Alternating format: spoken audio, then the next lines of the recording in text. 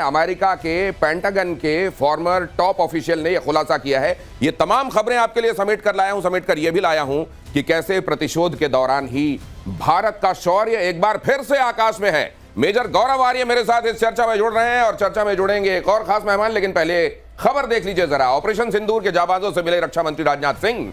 श्रीनगर के बादामी बाग छावनी में जवानों से मुलाकात की रक्षा मंत्री राजनाथ सिंह ने कहा, पाकिस्तान को भारी कीमत चुकानी पड़ी।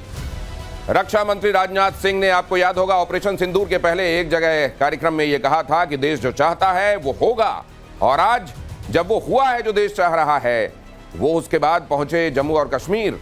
जाहिर है ये घाव यहीं पर भारत माता को दिया इन आतंकवादियों ने, जिसके बाद फिर ऑपरेशन सिंदूर आपने देखा, और यहां पहुंचकर जब वो जवानों से मिले तो जोश देखिए किस कदर हाई है। प्रधानमंत्री नरेंद्र मोदी जब पहुंचे थे जवानों के बीच तो आपने देखा था गगन भेदी नारे लगे थे भारत माता की जय के, और आज वैसा ही एक बार फिर दिखाई दिया। आतंकियों ने पहलगाम में धर्म पूछकर हमारे निर्दोष लोगों को मारा। उसके बाद आपने जो जवाब दिया उसे पूरी दुनिया ने देखा है। उन्होंने यह नहीं सोचा कि आम नागरिकों ने उनका क्या बिगाड़ा है, उन्होंने ऐसा क्या किया है कि उन्हें मार दिया जाए। पर मैं यह कहना चाहूंगा, आतंकियों ने भारतीयों को धर्म पूछकर देखकर मारा, धर्म पूछकर मारा, तो हमने आतंकियों को उनका कर्म देखकर मारा है। धर्म देखकर उन्होंने मारा और हमने कर्म देखकर मारा। कर्म कैसे हैं तुम्हारे? इंसानियत के खिलाफ ही अगर हो जाओगे तो असल में तो कुरान भी ये कहती है कि एक मासूम इंसान का अगर तुम कत्ल कर रहे हो तो तुम समूची इंसानियत का कत्ल कर रहे हो। आइए ये खबर देखिए, भारतीय हथियारों का दुनिया भर में बज रहा है डंका। दुनिया भर में भारतीय हथियारों की मांग बढ़ गई है। कई देशों में आकाश मिसाइल सिस्टम की डिमांड। आर्मेनिया को आकाश की दूसरी खेप देगा भारत। जुलाई में दूसरी खेप की सप्लाई की जाएगी। तो भारतीय शौर्य का यशगान आकाश में है, और यहां यह भी स्पष्ट कर दिया गया है कि हम धर्म के आधार पर विभेद नहीं करते। जो इंसानियत के खिलाफ काम करता है उसका काम देखकर उसके साथ व्यवहार किया जाता है। मेजर गौरव आर्य जी, बहुत साफ संदेश है, और मुझे लगता है कि जितनी एम्बिग्विटी बीते दिनों अगर कहीं रह भी गई थी तो अब एकदम साफ हो गई। नहीं, बिल्कुल मुझे लगता है कि रक्षा मंत्री जी ने बिल्कुल दो टूक शब्दों में बताया, और बहुत अच्छी बात करी कि तुमने धर्म देख के मारा, हमने तुम्हारा कर्म देख के मारा। यानी कि वी टारगेटेड टेररिस्ट स्पेसिफिकली। हमने चुन चुन के सिर्फ आतंकियों को मारा है। हमारा कभी ये मतलब था नहीं, और ना हमने किसी सिविलियन को हाथ लगाया, और फौज के ऊपर तभी हमने हाथ लगाया पाकिस्तान में जब उन्होंने हमारे ऊपर हमला करा, वरना हमारा शुरू से ही ये कभी मंशा नहीं थी कि हम पाकिस्तानी आर्मी को भी टारगेट करें। It was initially a purely anti terrorist operation. और जहां कहीं भी आपको यह दिखाई दिया है, आपको मैं न जाने कितने सबूत ये दे दूंगा कि पाकिस्तान बिल्कुल हमास वाली तर्ज पर पाकिस्तान की आर्मी सिविलियन ठिकानों से अपने मशीन्स को वहां पर रखती है, अपने तमाम वॉर वेपन्स को वहां पर रखती है, और इस तरीके से ऑपरेट करती है कि अगर कोलैटरल डैमेज हो तो फिर दूसरों पर यह आरोप लगा सके कि देखिए ये तो मासूमों को भी नहीं छोड़ते। लेकिन अब ये दुनिया में एक्सपोज्ड हैं। पाकिस्तान के दोस्त अजरबैजान को सबक सिखाएगा आकाश के संदर्भ में चर्चा हो रही, तो जरा ये भी जान लीजिए। एयर वाइस मार्शल पीके श्रीवास्तव आकाश की मैन्युफैक्चरिंग से लेकर उसकी बहुत सारी कहानी जानते हैं और हमारे साथ जुड़ने वाले हैं। आपको वो भी बताएंगे आकाश, जिस तरीके से आकाश के जो शेयर हैं वो सोर कर रहे हैं। आकाश की डिमांड से खौफ में है तुर्की और अजरबैजान। आर्मेनिया को सप्लाई करने से अजरबैजान की नींद उड़ गई है। आप जानते हैं अजरबैजान और टर्की ये दो ऐसे देश हैं जिन्होंने खुलकर पाकिस्तान का समर्थन किया था, और अब आर्मेनिया को, आप जानते हैं अजरबैजान और आर्मेनिया के बीच में लगातार संघर्ष चलता रहता है, और आर्मेनिया को आकाश मिलने से अजरबैजान और टर्की की टेंशन बढ़ी हुई है। आकाश के संदर्भ में चर्चा हो रही थी। श्रीवास्तव सर, आपका इंतजार हो रहा था बड़ी शिद्दत से कि आप जरा ये बताएं कि आकाश जब बना रहे थे आप लोग, जब ये कॉन्सेप्ट के तौर पर आपके सामने आया था, आपको लग रहा था कि बड़े बड़े एयर डिफेंस सिस्टम की छुट्टी करने वाला है? आपने जो कहा ना, आजकल आकाश का नाम आयरन डोम 2 करके चल रहा है।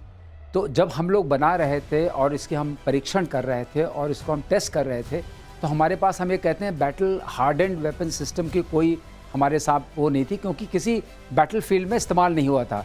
तो सचमुच में आपको बता रहे हैं, जब ये आकाश चला, हम तो रिटायर हुए इतने साल हो गए, हमने इसको देखा, इसकी क्षमता को देख करके हमें एक तरीके की जो खुशी हुई है और जो गर्व हुआ है, दिनेश, मैं आपके ये जो चैनल है और आपके जो व्यूअर्स हैं उनके माध्यम से शेयर करना चाहता हूं कि is the greatest thing which is happened to our country. तो पीके श्रीवास्तव साहब को वैसा लग रहा है कि जैसे किसी बच्चे को उन्होंने पढ़ाया हो, वो टॉपर निकल गया हो और अब कोई बहुत बड़ा अधिकारी बन गया। बहुत बड़ा आयरन डोम 2 की मिसाल जिसको दी जा रही है। आयरन डोम 2 ये असल में स्टील डोम साबित हुआ है। आयरन से भी एक कदम आगे बढ़कर आकाश मिसाइल सिस्टम बनाने वाली कंपनी का शेयर रॉकेट बन गया है। ये खबर देखिए जरा। भारत डायनेमिक्स लिमिटेड बनाती है आकाश मिसाइल सिस्टम।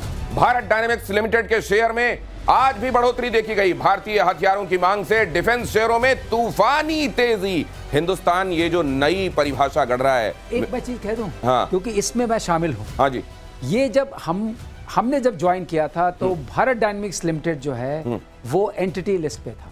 अच्छा, मतलब एंटिटी लिस्ट का मतलब ये होता है कि हम कोई भी ऐसा इक्विपमेंट नहीं खरीद सकते हैं जिससे हम कोई प्रिसिशन वाली चीज बना सकते। Right.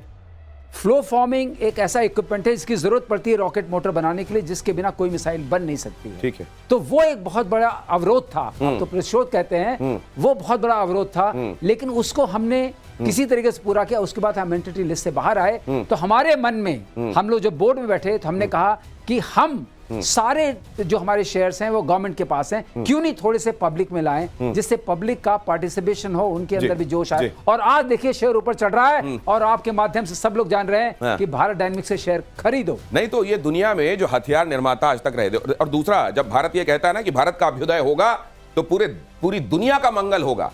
Bharat military industrial complex में वैसे यकीन नहीं रखता जैसे दूसरे देश रखते हैं कि कॉन्फ्लिक्ट पहले घाव पैदा करो और फिर मरहम बेचो। नहीं, जहां घाव हैं, मौजूदा घाव हैं, उनके लिए हमारे पास मरहम है, उनको ठीक करेंगे। क्या मैं ठीक कह रहा हूं मेजर गौरव आर्या? नहीं, बिल्कुल, आप बिल्कुल ठीक कह रहे हैं। और दूसरी एक और बात है ना कि किसी भी देश के, मैंने एक बात नोट करी है बड़ी, ये जो तुर्की की आजकल बात हो रही है दिनेश, मैं आपको बताता चलूं, बड़ा बुरा लगा क्योंकि जब हमने तुर्की की मदद करी थी ना, उसका नाम था ऑपरेशन दोस्ती। आप सोच लीजिए, आपने उनके सामने दोस्ती का हाथ बढ़ाया और आपको नहीं पता था वो हाथ नहीं है, वो सांप है, वो डस लेगा। आज की तारीख में वही यू सी, मैंने वो इमेजेस देखी आज दोबारा जाके। ये ऑपरेशन लॉन्च करा इंडियन आर्मी ने, सबसे पहले भारतीय सेना वहां पे पहुंची, नेवी एयरफोर्स का पूरा, और वहां पे जाके हम लोगों को मलबे से निकाला। एक मेजर बीना तिवारी हैं, I hope I have the name of the officer correct, वो जा रही हैं। उनकी एक इमेज है कि बुढ़िया तुर्किश औरत उनको गले से लगा रही है और उनको आशीर्वाद दे रही है, और बड़ी हार्ट टचिंग इमेजेस थी। और आपको पता है उन लोगों ने क्या बोला कि हम आने वाली नस्लों को बताएंगे कि किस तरीके से भारतीय आए थे और भारतीयों ने हमारी मदद करी थी। ये बताया उन्होंने। ये लोगों ने याद नहीं रख पाए, नस्लों को क्या बताएंगे? नहीं, सुनिए साहब, 2023 को ये बोला कि आने वाली नस्लों को बताएंगे, और 2025 में जो भारतीय शहरों के ऊपर जो ड्रोन मंडरा रहे हैं वो तुर्की के बनाए गए। ये मैं आपको बताना चाह रहा हूं। एक होता है कि आप कृतज्ञ होते हैं, और कृतज्ञता पर्सोनिफाइड कैसी होती है। आपके दुख में, आपके दर्द में, आपके यहां जलजला जब आया, भूकंप में आप सब नीचे दबे हुए थे, उस समय भारत ने हाथ बढ़ाया, दोस्ती का फर्ज निभाया, खुद बढ़कर यह पहल की, और आपने देखिए क्या किया। ऑपरेशन सिंदूर में मेक इन इंडिया के हथियारों की धाक, पाकिस्तानी ड्रोन्स को आकाश ने चटाई धूल। ये खबर देखिए, दुनिया का बेहतरीन एयर डिफेंस सिस्टम बनकर उभरा है आकाश।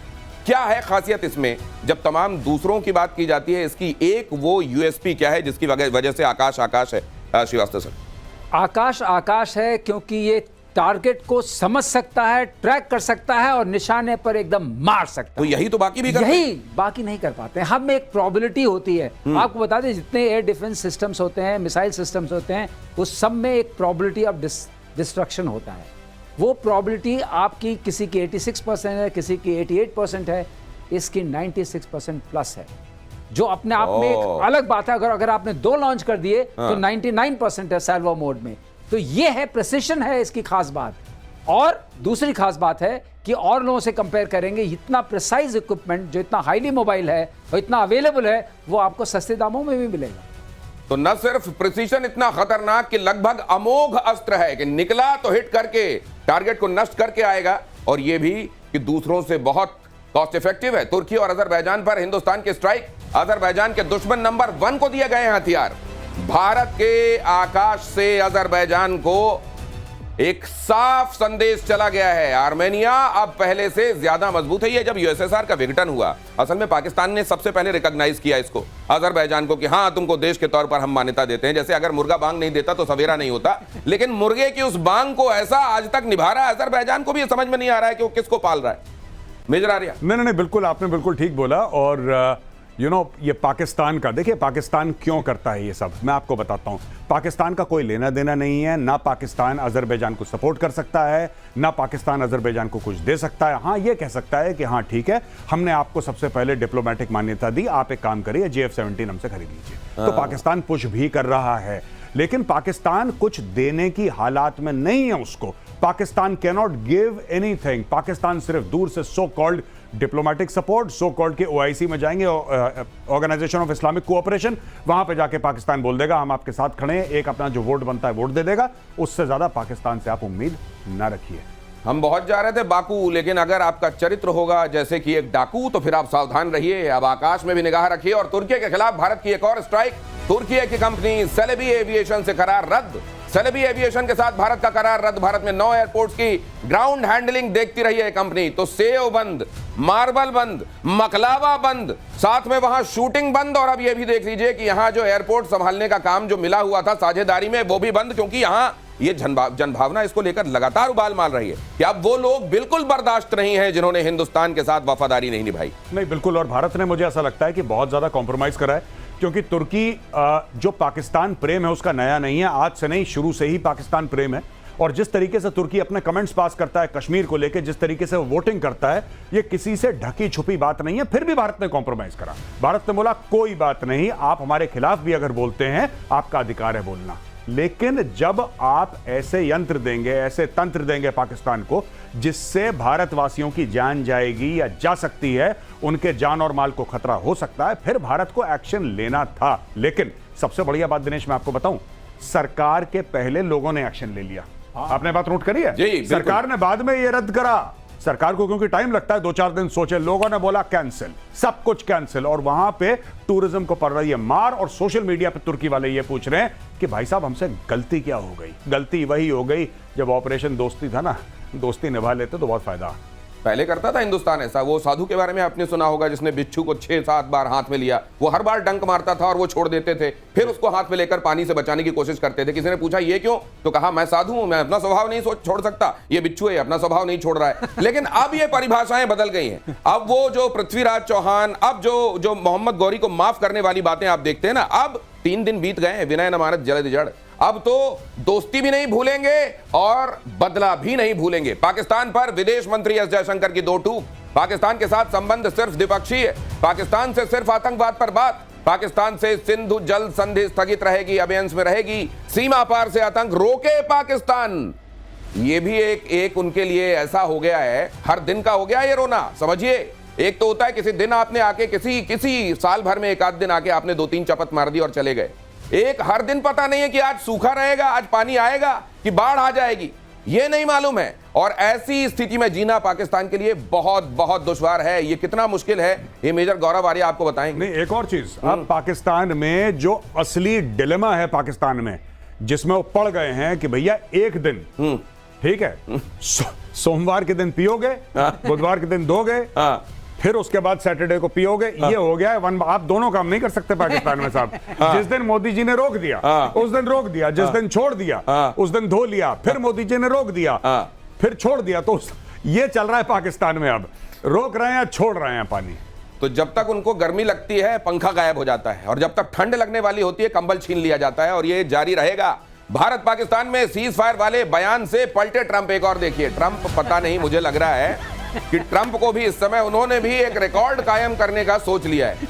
ऐसे बयान दूंगा मैं, और शायद हो सकता है भाई साहब, आज की दुनिया जो है अनप्रिडिक्टेबिलिटी को सलाम करती है। कब कौन क्या कर दे, ऐसे लोग जो होते हैं ना, उनको आप देख लीजिए। नॉर्थ कोरिया समझ में नहीं आता, दुनिया हमेशा सहमी रहती है। ट्रंप कभी समझ में नहीं आते कि जो कहा है उस पर टिकेंगे कि नहीं, उनकी भी ये वैल्यू बन गई है। अपने बयान से पलट गए हैं एक बार फिर से। कतर में अमेरिकी राष्ट्रपति ट्रंप का बयान, मैंने भारत पाक के बीच में मध्यस्थता नहीं कराई, सिर्फ तनाव सुलझाने में मदद की थी। सुन लीजिए।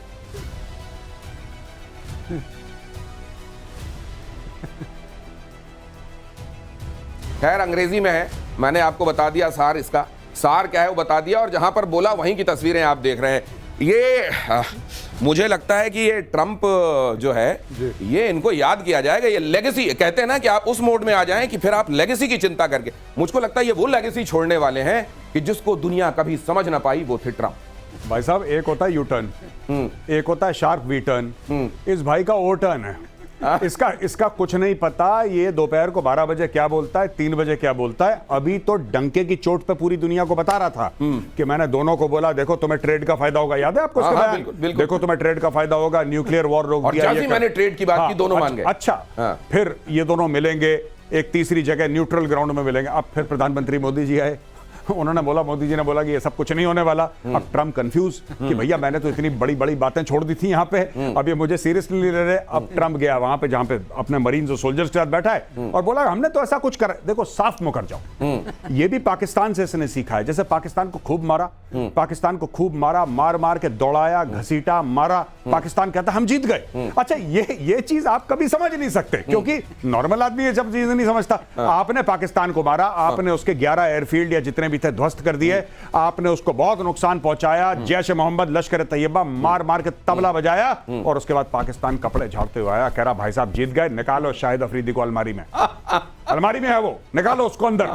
उसको बैठाओ गाड़ी के अंदर, झंडा पकड़ाओ पाकिस्तान का, झंडा लहराएगा, बोलेगा हम जीत गए, जीत गए, जीत गए, रिपीट करो सब जीत गए, सब अब ये ट्रंप ने वहीं से सीखा पाकिस्तान से। अब ट्रंप कह रहा मैंने कुछ करवाया है नहीं, ये तो मजाक चल रहा था, क्या जस्ट जोकिंग, कहानी खत्म। ये है, इसी को कहते हैं ट्रंप कार्ड, कि भाई साहब ये मुझे लगता है कि ये पाकिस्तान के पास झूठ की जो किताब है उससे 2-3 पन्ने इन्होंने फाड़े और वो लेके आ गए हैं। उनके पास कार्बन कॉपी बची है। अब देखते हैं आइंदा ये कंपटीशन कौन जीतता है।